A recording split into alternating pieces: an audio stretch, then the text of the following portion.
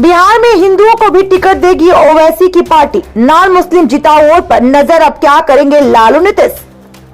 बिहार में महागठबंधन की टेंशन बढ़ाने के लिए ओवैसी ने पूरी तैयारी की है। 40 में से 16 सीटों पर एआईएमआईएम लोकसभा चुनाव 2024 में उम्मीदवार उतारने का ऐलान किया है।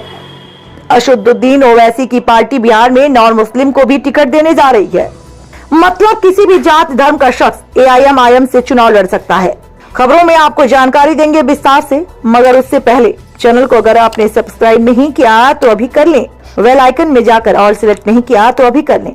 अब आपको बता दें कि बिहार में इन दिनों राजनीतिक पारा बहुत ही तेज हो गया है। ऐसे में ओवैसी की पार्टी भी अब पीछे नहीं है। बता दें कि बिहार में ओवैसी की पार्टी हिंदुओं को भी टिकट देगी।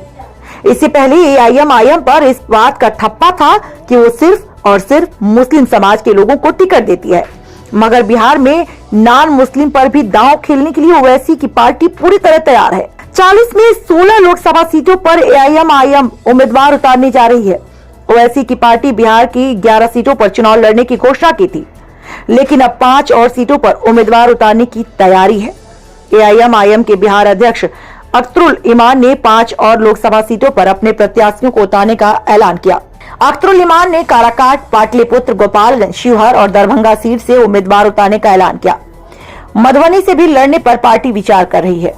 इससे पहले पूर्णिया, अररिया, भागलपुर, बक्सर, गया, कटिहार, किशनगंज, काराकाट, उजियारपुर और मुजफ्फरपुर सीटों पर पहले ही कैंडिडेट उतारने की घोषणा एआईएमआईएम की ओर से किया गया था। अख्तरुल इमान ने कहा, हमारी पार्टी की पूरी कोशिश रहेगी कि बीजेपी आगामी लोकसभा चुनाव ना जीते। उन्होंने कहा कि हमने इंडिया गठबंधन का हिस्सा बनने की कोशिश की थी। हमारी कोशिश थी कि सेकुलर वोटों का बिखराव ना हो।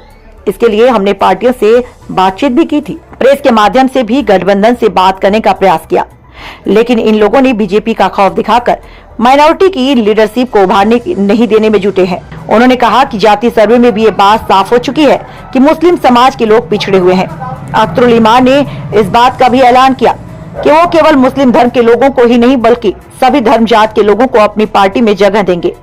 उन्होंने कहा, हमारी पार्टी के ऊपर केवल मुस्लिम की पार्टी होने का आरोप लगता रहा है, लेकिन एआईएमआईएम की तरफ से यादव, भूमिहार, ब्राह्मण सभी जात के लोगों को टिकट दिया जाएगा।